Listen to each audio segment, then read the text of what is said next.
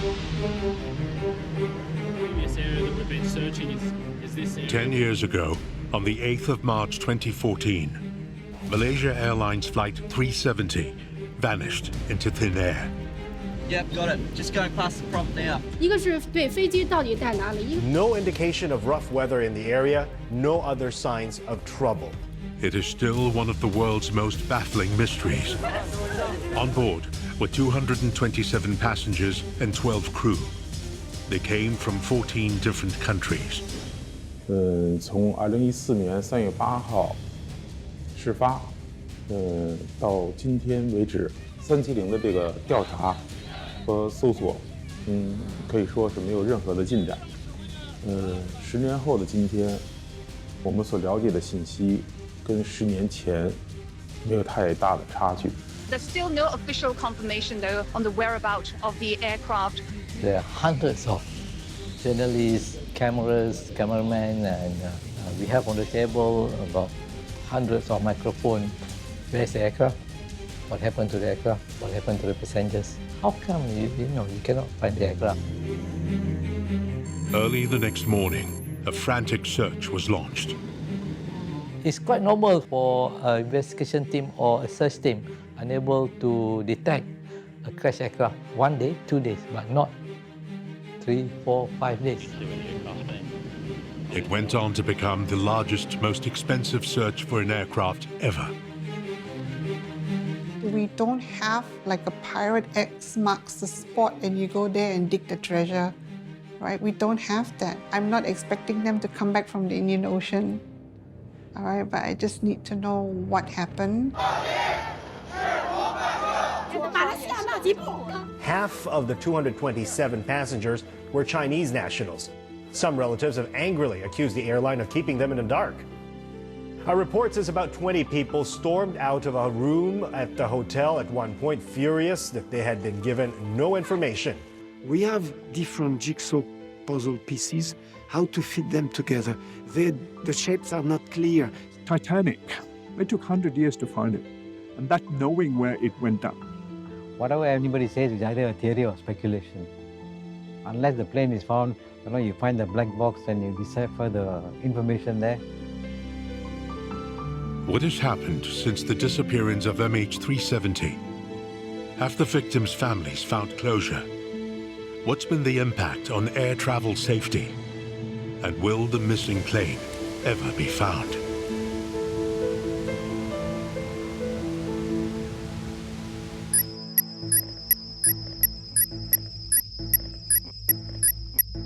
Malaysian 370, contact Ho Chi Minh 120.99. Good night, Malaysian 370.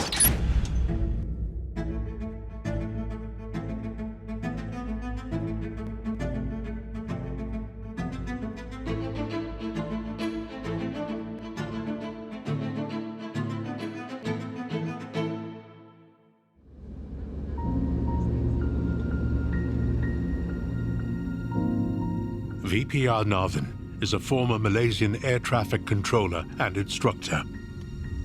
In 2013, he was seconded to the International Civil Aviation Organization's Asia-Pacific Regional Sub-Office in Beijing. I had a WhatsApp message from my wife before she departed. She was already in the airport, checked in and all that, And because it's a 1 a.m. flight, I think I went to sleep before the plane departed. And I woke up in the morning to go to the airport to meet her. He'd been working in Beijing for just under a year when his wife had planned to visit him. So that time was one of the times she wanted to come and visit because I had come back for Christmas and then we had not seen each other for 2 months. So then she wanted to come and spend a week in Beijing to be with me. On the morning she was due to arrive, Nathan woke up and headed to the airport. When he got there was no flight information displayed. So when I went there and approached the MAS crew, they too did not have any information on where this flight is coming in or what time the flight was coming in. Then they said they don't have any information. Then I was already feeling a bit apprehensive that something has gone wrong. Then I sat there, by which time I was already very emotional because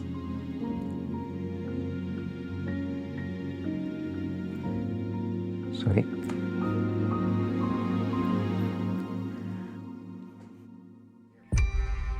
News soon emerged that the plane was missing. First of all, here's what we know about MH370. There was no distress signal, no indication of rough weather in the area, no other signs of trouble.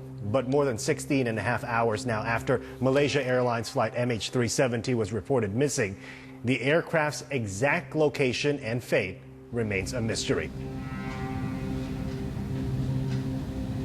Azharuddin Abdul Rahman is the former Director General of the Civil Aviation Authority of Malaysia. On the 8th of March 2014, Azharuddin woke up early for morning prayers and found a flood of notifications on his phone.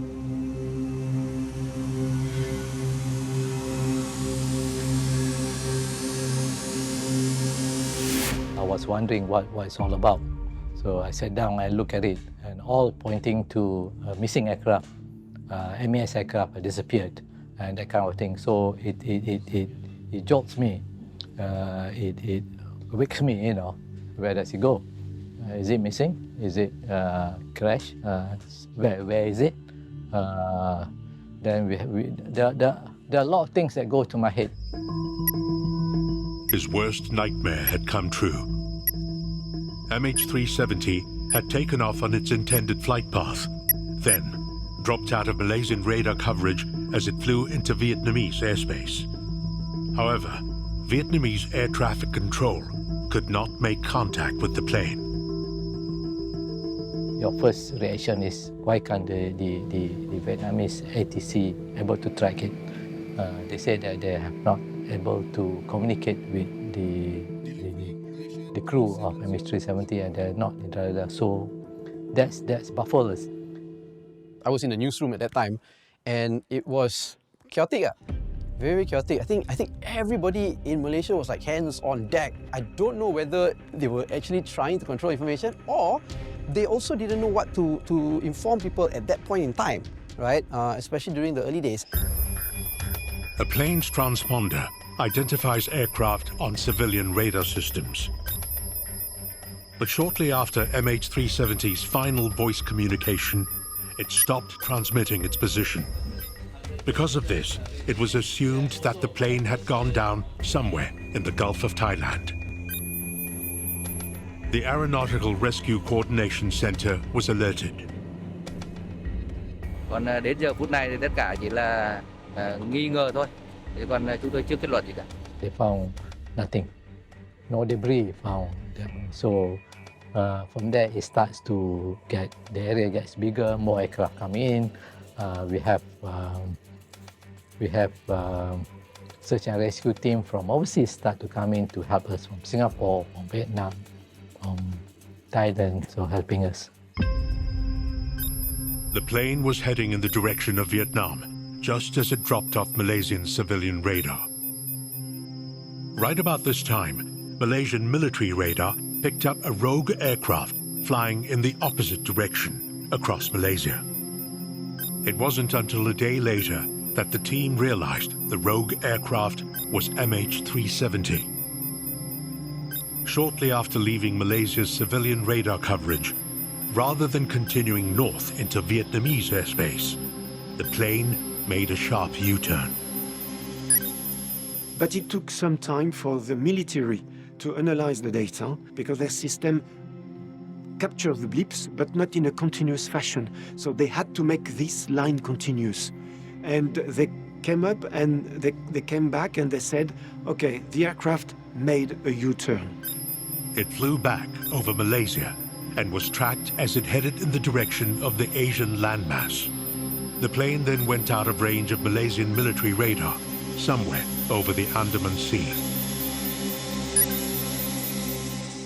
So immediately we shift our search from South China Sea towards Straits of Malacca, then to the Andaman Sea, and then to Bay of Bengal. The flow of information trickled down very, very slowly at the beginning. I think it was almost non-existent at the beginning. But I think the Malaysian government then realized that, okay, they need to buck up. The search has been expanded to 2 areas. And we are now searching in the Straits of Malacca and in the South China Sea. 42 ships and 39 aircraft have now been deployed to search for MH370. 12 countries have joined the search, with India, Japan, and Brunei being the latest to join in. The search team was baffled. The plane had made highly unusual maneuvers and seemed to be deliberately avoiding detection.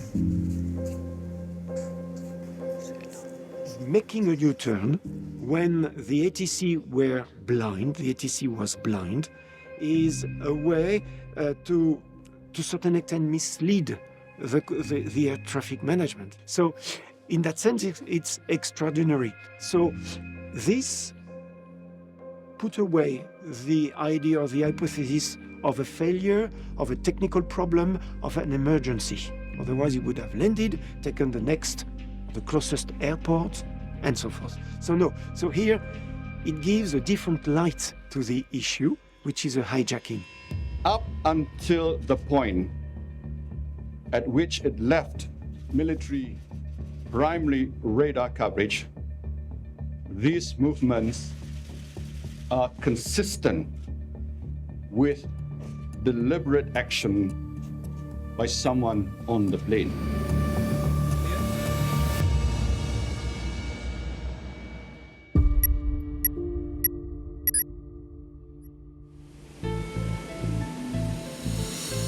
On the 8th of March 2014, Malaysia Airlines Flight 370 disappeared, seemingly into thin air.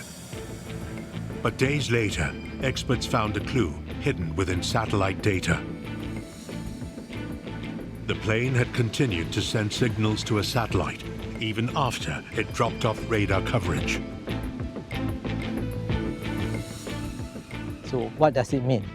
That means that the aircraft is still operating. At 8:11 in the morning, they lost the aircraft at 1:12 in the morning, 1:22 in the morning, sorry. So 8:11, it's about 7 hours. Say, I got goosebumps, no? What do you mean? A satellite operated by British telecommunications company Inmarsat picked up a series of signals that originated from MH370.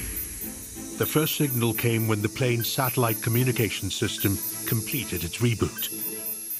They are exchanges of small messages between the ground and the aircraft via the satellite. So when the aircraft at 1822 suddenly requested a login, it was a ping, but it was a login asking for a connection to the network. And just after the first login, we've got several messages because the different systems wanted to get their share of the bandwidth and start, like the in-flight entertainment system. After leaving Malaysian military radar coverage, there were about 7 communication exchanges. The signals revealed that MH370 remained airborne 6 hours after its last radar contact. But the signals did not reveal in which direction the plane was flying. Based on Inmarsat data comparisons with other flights that day, experts believe the plane made another major course correction, this time flying south. Based on this, they believe MH370's final resting place is somewhere in the Indian Ocean, in an area called the 7th Arc. The experts have said that they're able to detect where about the aircraft. That's good news. They said the bad news is that we cannot detect the exact point. The point is between Australia and Madagascar. I said, oh my God.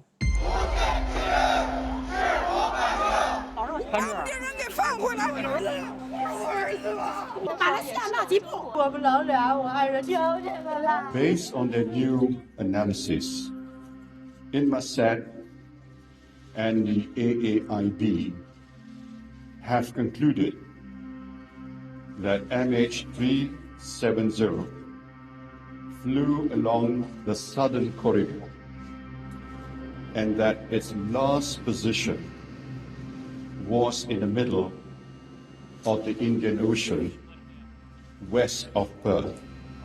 It is an extremely remote part of the southern Indian Ocean. It's about 3,000 kilometres southwest of Perth. It's about the most inaccessible spot, if you could imagine, on the face of the earth. But if there is anything down there, we will find it. We owe it to the families of those people to do no less. After more than 4 years, the search came up empty, and the plane's whereabouts was still a mystery. But in 2015, debris from the missing MH370, including a part of the wing called the flaperon, washed ashore across eastern Africa and the nearby islands of Reunion and Madagascar, thousands of miles from the search zone. This was the first definitive proof that the plane had indeed gone down in the Indian Ocean. And when we arrived there, we started looking around, walking around, and at first, all I saw was just regular beach junk, like flip-flops, cigarette lighters, sandals, bottles. Then, suddenly, Junior calls out my name, and he's holding up this panel. And he says, Blaine, and I walk over, and it says no step on it. And I think, wow, this looks like it's from an airplane. 了1年到今天也没有真相。马来西亚今天说失踪，明天说失联，也不知道哪句是真话。如果真的失踪，你把人给我找回来，我就是鱼死时我也没什么含怨。可是什么都没有，人被你们藏起来了。到现在你们又说失踪，又说失联，你让我们的家属怎么承担 ？Without physical proof, it's very challenging. And now, with the physical proof that we found, it brings us closer to the truth, to finding the truth. 一片残还宣传不了，怎么全是这东西吧？这就叫政治的阴谋，这就是。咱你们就政治阴谋，知道吗？就注意害我们，知道吗？ Frustrated by the lack of response from the authorities, the missing passengers' next of kin headed for Madagascar and Mauritius to encourage the public to look out for potential debris from the aircraft. So we, at our own expense, we went to Africa. We went to Madagascar because most of the pieces were found in Madagascar. So we went there to distribute leaflets to the people living around the coastal areas. We have come here to inform everybody about this missing plane. We actually based it on one of the drift modeling. There's a professor, he did some modeling on his own. He's one of the leading experts in this. So my wife always says, don't put your phone next to your bed. Right? But no, I put it on silent, but then the buzzing woke me up at about 5 o'clock in the morning. So that was at 5 o'clock in the morning. And then by 5 o'clock in the afternoon, in that 12 hours, I had given more than 100 interviews. Professor Charita Patiarachi's computer simulations of ocean currents predicted that fragments from MH370 would wash up along the east coast of Madagascar and the African continent. To do drift modeling, you need two components. One is that you have to have an idea about what the currents are doing. Right? So that's the ocean circulation. So the ocean circulation, we do computer models, and those computer models take all of the data that is available from satellites, from ships and things like that, that we put into a supercomputer, and we predict the current. It's no different to you get your weather forecast. Chari and his team put digital particles into a virtual Indian Ocean and tracked them. If it wasn't for the flaperon ending up in Reunion, we would still be looking in Sumatra. But as oceanographers, I knew there's no way it'll go to Sumatra. So where exactly is MH370? Experts believe the plane could be in the vicinity of a deep Indian Ocean trench known as Broken Ridge. And then there's an area called the Broken Ridge. It's basically about 1.5 kilometers wide, and it's huge. It's very rugged terrain. I'll give you an example in a way. You know Tasmania as an island. It's 25,000 square kilometers. Now imagine you're looking for a plane in that island, which is full of forest and a whole lot of stuff. Imagine you're on a helicopter, 4 kilometers in the air, but you're blindfolded. That is the analogy that you have. You don't see it, you're blindfolded. Right? You're basically sensing through sound by acoustic signals. That's all you have. Autonomous underwater gliders use acoustic signals to create a digital map of the undersea terrain. Experts then scour those digital maps in the hopes of finding the wreckage of MH370. Over the past 10 years, the technology to map the seafloor has improved, so if a new search is mounted, it will take less time to map uncharted sections of the ocean floor than it previously did. The Fugro search took maybe 18 months or something along that size. But Ocean Infinity do it that same area and more in 3 months. So the next Ocean Infinity probably will do it much quicker. This is one of the great mysteries of our time. In January 2017, the search was called off. 120,000 square kilometers of the southern Indian Ocean had been searched. In the absence of credible new evidence, Australia, China, and Malaysia have collectively decided to suspend the search. I would think that it's going to be very difficult to define what would be credible evidence because there's a lot of evidence that have come out, throughout the years. And I think that the authorities have followed all the evidence that they believe to have been credible at that time, but yet nothing has led to anything. And maybe at a certain point, people will start feeling a little bit skeptical with evidence that start coming out. Nearly 4 years after the disappearance of MH370, the Malaysian government signed an agreement with a marine tech company, Ocean Infinity, to mount a new search. Unlike the tethered drone used before, Ocean Infinity deployed a fleet of 8 autonomous underwater vehicles. The government agreed to pay Ocean Infinity $70 million, but if and only if the missing plane is found.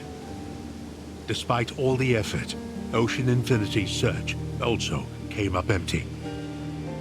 I think the fact that this current search hasn't found anything has only raised more questions than provided answers. I believe that this means that there is more reason to reinvestigate, reevaluate, and restart if necessary. So we have to come to a stage where we cannot keep on searching for something that we really cannot find. If anybody has any information, we will consider resuming the search. But at the moment, we have to put a stop to the search. That was the last time that a search was conducted. For the families of the missing passengers, there'd be no closure.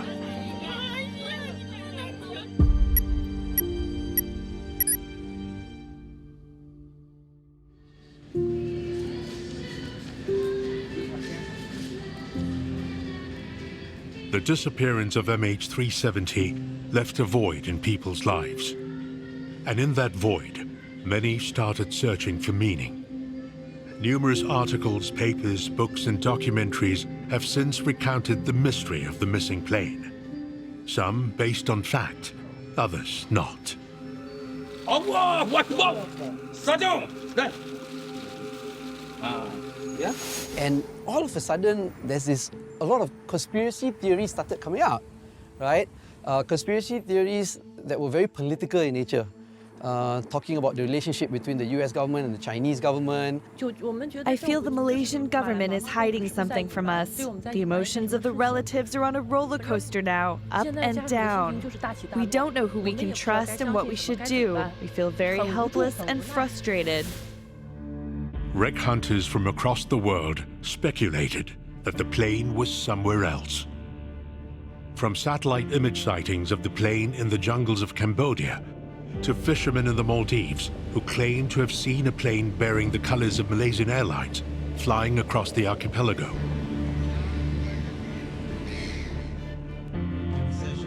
One of the earliest theories about the missing plane was that it was the work of terrorists. 2 Iranian passengers were found to be traveling on stolen European passports. While this theory was debunked, more conspiracies emerged. To be honest with you, I don't think so that is the right spot. There's a lot of other theories saying that it's maybe at Diego Garcia or maybe other areas. So why are we still looking at that area? That's my question.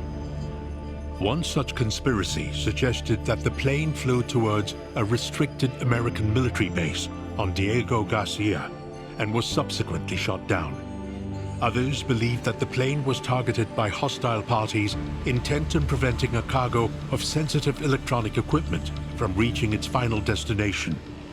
The Malaysian authorities struggled to contain these conspiracy theories. The beginning, it was the transcript of the conversation, and then you've got the cargo manifest. So I'm trying to put across an argument that if you do want information, let it go through this panel of experts that we have established. And if it doesn't affect their investigations, by all means, we can release it. But the point is this, any information that we release will not stop speculation. There's comes theory that we're hiding the aircraft, we're hiding, it's nothing to hide. Where to hide? Because we have nothing to tell you. Professor Ulrich Ecker works at the School of Psychological Science at the University of Western Australia. He specializes in the impact of misinformation on memory, reasoning, and behavior. Conspiracy theories are inherently very interesting because they're designed to be. They're sort of irresistibly outrageous, right? They provide people with sort of an emotional appeal. So if the government or an organization or someone who's communicating about an event is not able to provide answers, well, people are going to look elsewhere because they want answers. They want to reduce their uncertainty. The Malaysian government was not able to provide clear, concise information and reasoning about the disappearance. And this caused many to go in search of answers themselves. A lot of people want to see meaning and patterns, and they might struggle to, accept that there's a big event that doesn't also have a big cause. If there's a big event, they're looking for a big cause, and they might struggle to accept that maybe it's just an ordinary, arbitrary, random cause, or that the cause is even unknown. And a final factor, I think, is that for people who feel a bit disenfranchised or maybe socially isolated, linking up with other people who believe in these conspiracies can give them a sense of community as well and reduce their feelings of isolation. The families who lost their loved ones have been living with questions that have no answers. Jaquita Gonzalez still feels the traumatic loss of her husband, Patrick Gomez. The many theories have only added to her frustration. Everybody comes and maybe it's this, maybe it's that. I said, there's a lot of maybes there. There is no confirmation. Jean-Luc Marchand teamed up with ex-pilot Patrick Blely to try and make sense of the disappearance from the limited facts available. They've combined their technical and operational backgrounds to try and more accurately depict the events which led to the disappearance of the plane. If the aircraft had crashed at about, let's say, 200 knots, it's like hurting a concrete wall, and thousands, at least hundreds of thousands of pieces of debris would have been created and seen. They were not, and so few debris were recovered that actually this leads to believe that the aircraft broke in large pieces. And so, based on that, only a controlled ditching would provoke this small number of debris. The lack of debris led them to believe that the plane went down in a controlled manner, and so they concluded that a capable pilot was in full control until the end. Considering who could be on board, without formally accusing the pilot, we cannot exclude, because he has the experience and he's an instructor. It's something that is very important to note and to say. It's until we found the wreckage, we don't know.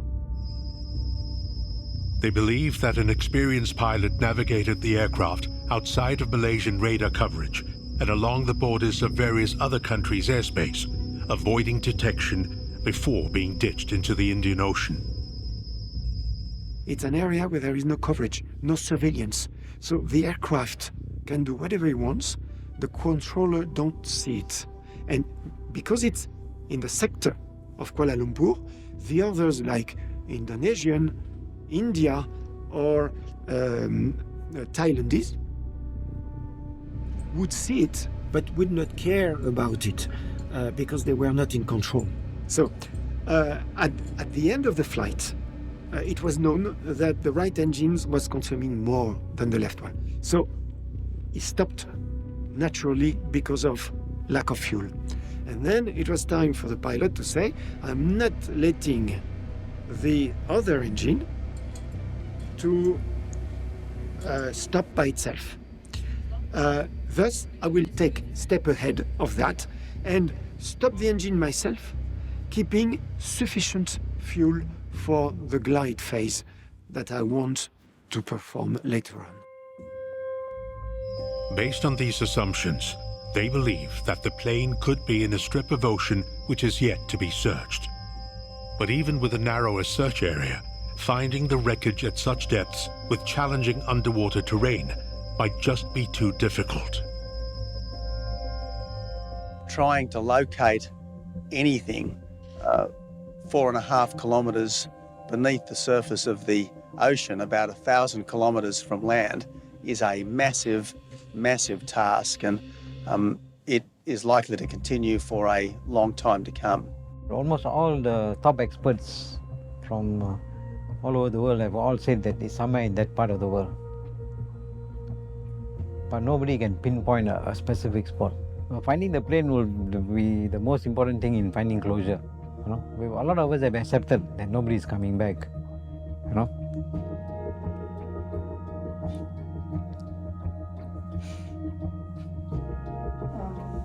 But the important thing is we want to know what happened. You know, what actually happened to them. You know, was it due to somebody's nefarious activities, or was it an accident? You know, if it's an accident, it's easier to accept. If there was a catastrophic failure on the plane, you can't help it. You know, accidents happen. But if somebody hijacked the plane, that is different. Many people, including Nathan, feel the search should continue. And while the Malaysian government has left the possibility of another search open, no efforts have been made since early 2017.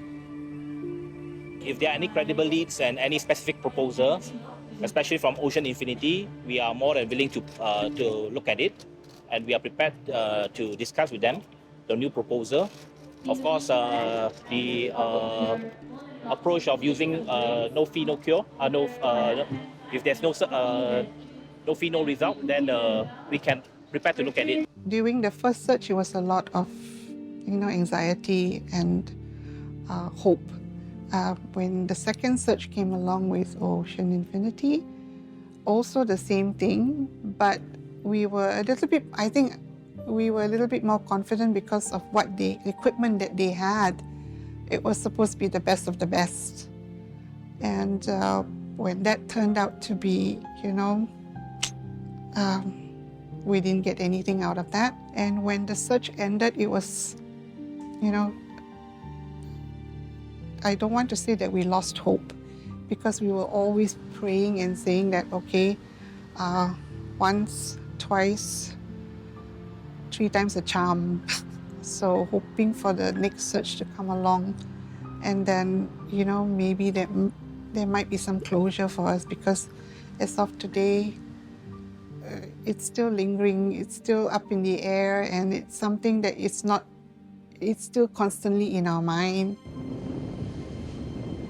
More than $150 million has been spent on the search for MH370. Mounting another search will cost millions of dollars more. But even with improved technology, there are no guarantees.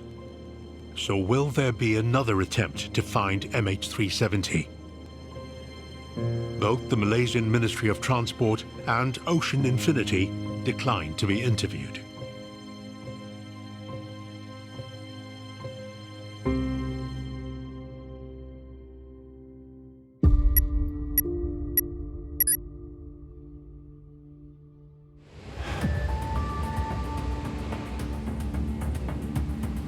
The tragedy of MH370 revealed flaws within the aviation industry, from passport security loopholes to the plane's tracking system.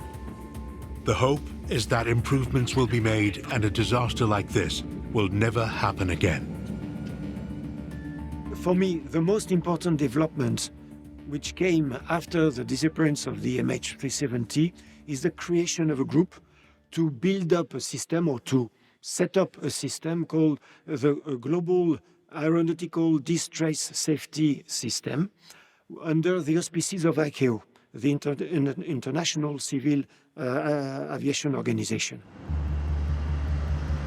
The safety system aims to improve the tracking of flights and automatically detect anything out of the ordinary.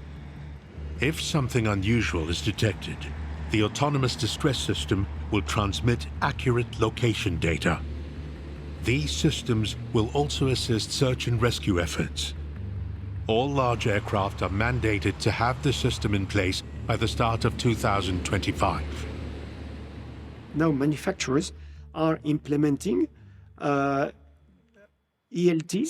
so emergency locator transmitters, which will detect any abnormal situation of the aircraft and would trigger a signal if they detect such a strange behavior, let's say, or attitude of the aircraft. This will solve a lot of questions. Malaysia Airlines has made policy changes that forbid a pilot from being alone in the cockpit. Changes also had to be made to address the loopholes in international passport security. I think over the years we've seen improvements in terms of digitization of the passports, establishment of databases of passengers, and so that enables better or more effective tracing of people, sharing of information with partner countries. That has, I think, strengthened security controls from at least from perspective of travelers, their identities, and also where they come from, originating destinations, and so on. And also, I think the issue has also strengthened the way air traffic control and communications control coordinate from one jurisdiction to the next. That, I think, has happened to ensure that there are less gaps, there are no gaps in between. But for the families who've lost their loved ones, not much has changed. Their pain still lingers. I don't think any of the family members ever forget the first day and days after that, what we did, what we went through. And until today, it's fresh in our minds. When we heard about MH370, it's every March 8 is a replay button for all of us. But now that it's come to 10 years, I think we're coping a lot better. And we're not hoping for them to come back to us, although it would be great. But we still need to know exactly what happened and what went on those final hours. Jaquita clings to her memories of happier times with her husband, Patrick Gomez. Like on the Cap Gome, 15 days of Chinese New Year, where the unmarried ladies go and throw oranges in the lake or in the pond, he would always make a joke that I did not have to throw an orange, I threw a watermelon into the pond for your mother. So it's bigger. Despite the sadness, there is still hope that the plane will be found one day. I still remember one of the first interviews, and they said, "Do you think they will find it?" And I said, "Yes, they will find it." But then you have to look at the history. Titanic. It took 100 years to find it, right? And that knowing where it went down. The Air France, they knew the debris, they knew where it was. It still took another 2 years to find it. It may be found from let's say, in one way of a dedicated search, and it could also be just by accident. A science research ship might be going and then suddenly find evidence. But yeah, it will be found. But, and if you're not looking for it, you're not going to find it. Even 2 days ago, Sunday, one elderly ex-government officer, very senior guy, stopped me in one of the weddings that I went to. He says to me, "Tell me what actually happened. Tell me where the aircraft." Being a Tan Sri, sorry, I cannot tell you where the aircraft. If I know, I won't be here. Then I say, what happened to the aircraft? We don't know. I hope it will be found. I still have the hope it will be found. As more time passes since the disappearance of MH370, many of the passengers' families are increasingly unhappy. In late 2023, some even filed a lawsuit in China. The courts are still deliberating whether to admit the case. Either way, they believe the search for MH370 should continue. 的今天，这种搜索费用，当年4年下降了1%左右，下降到1%。又过了6年，我想现在的搜索技术和搜索资金已经远远低于这个上几千万美元的这种成本需求了。我们所有家属从始至终都以找到人、找到飞机作为我们的初衷，作为我们的唯一的目的，一直在努力着，直到今天也没有变化过。We would like to know how our loved ones died. If we want to use the word died, whether they all suffered or whether they were all already dead long before the plane crashed, those kind of things, which can only be answered if the plane is found. If the black box were to be found, and that would provide some answers, maybe not all the answers, but it would give people maybe enough so they can find closure, that they know enough. They can live with a little bit of uncertainty if they have a reasonable understanding of what happened. Well, we're just praying every day that it doesn't remain a mystery, that it will get solved one fine day. And, well, I hope that in my lifetime, right?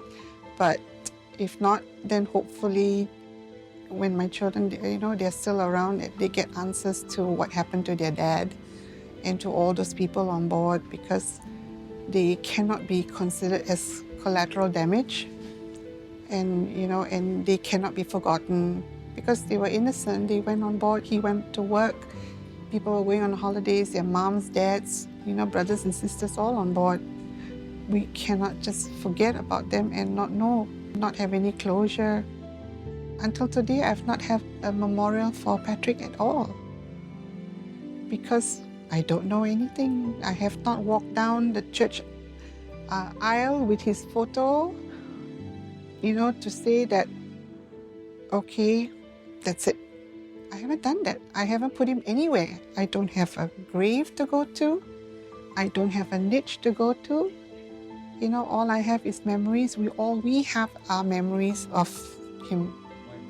So our plan was, after retirement, the children would have finished their studies, they'll be on their own, then we'll be alone. So the plan was to travel. And then my wife liked gardening, so she had all these plants all over the house, by the fountain and things like that. So all these things were there. And then after this thing happened, the house was very empty. 要不是因为到了10周年，可能没有人会特别关注这个事情。For the families of 227 passengers and 12 crew members, the pain of loss persists, and closure remains elusive. Now, 10 years after it took off on its final flight, the disappearance of Malaysia Airlines Flight 370 remains one of the great unsolved mysteries of modern aviation history. Somewhere out there lies the wreckage of this ill-fated plane, the final resting place of 239 souls, waiting to be found and brought home.